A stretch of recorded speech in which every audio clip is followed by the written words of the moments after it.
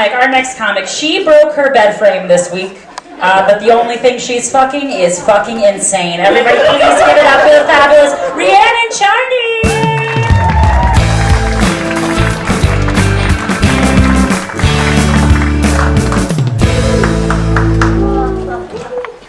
Hi.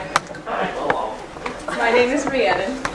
Looking at me, you probably wouldn't guess that I have an addictive personality, and people can't get enough of me.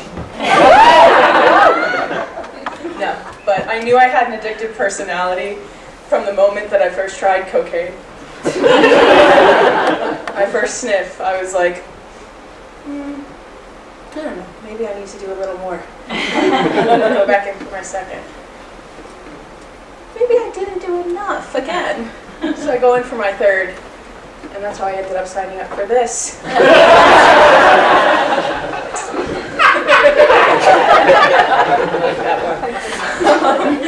But at this point, I've kind of just come to the conclusion that I'm collecting diagnoses like infinity stones when it comes to mental illness. I've got the ADHD, the PTSD, the MDD, the BPD, no PhD, plenty of PCP, plenty of BS. But one of the hardest diagnoses for me to kind of come to terms with was when I was diagnosed with borderline personality disorder. I remember I had like a one-on-one with my therapist, and she looked me in the eye and she said, "This disorder comes with a lot of stigma. People are going to think you're crazy. People might think you're a psychopath. You're not crazy." And I said, "If I'm not crazy, then take this fucking jacket off. It's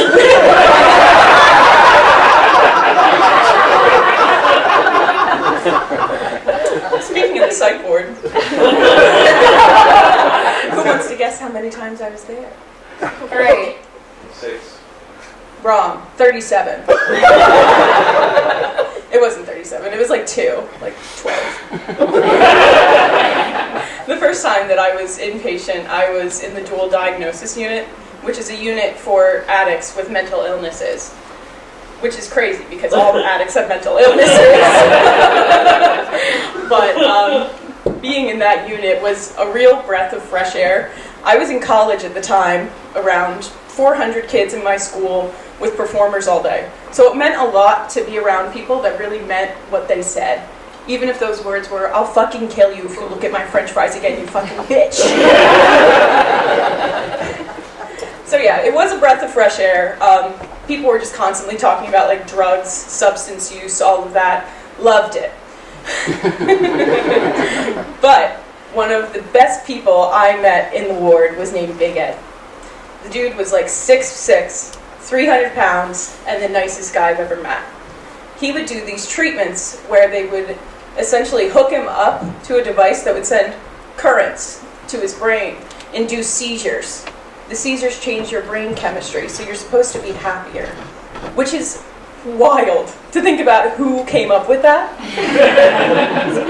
Yeah, 5 people died after like the first 6 seizures, but Steve's doing okay. You gotta give it to him.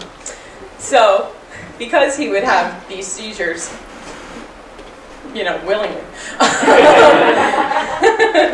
they would give him extra snacks, the nurses that is, because they felt bad for him, muscle tremors, here's some Chips Ahoy.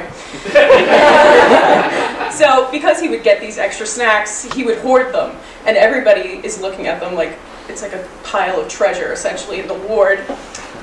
And in addition to the little snack system, they also had a system for cigarettes. So if you didn't have a pack of cigarettes when you came in, on every smoke break, you could pick one from like a community pack provided for everyone. I did not smoke. I was singing opera in school, obviously. And so I would go out for my fresh air because I was insane. And when I would go out for fresh air, the one day Big Ed comes up to me, and it's just the two of us. I'm like 150 pounds soaking wet, so you can imagine how I'm feeling. And he says to me, "I would like to make a deal." Now, if you've ever seen this show, Succession, that theme song is playing in my head right now. And I'm like, I could change the tide here. I could really turn it. So we make a deal. And the deal is that for every cigarette, I get 2 packs of little snacky guys, and I also get whatever backlog there was, right? Digestively, great deal. But I didn't do it for the snacks. I didn't do it for pudding or animal crackers. I did it because when the biggest guy in the unit walks up to you, fist bumps you, and drops 30 bags of Oreos at your feet, you feel like a goddamn kingpin.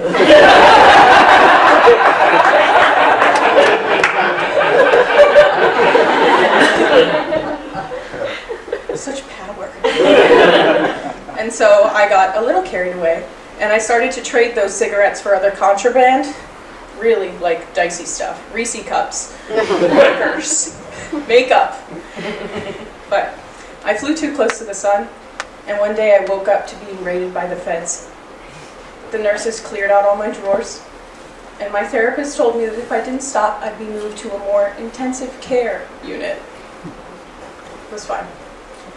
Ed ended up giving his snacks to a girl who was brand new in the ward and was just nice to him because she was nice to him. It was ridiculous. I honestly came up to her and I said, "That's my fucking trick." And she said, "Don't hate the player, hate the game." And I was like, "Oh, that's so real. She's so real for that."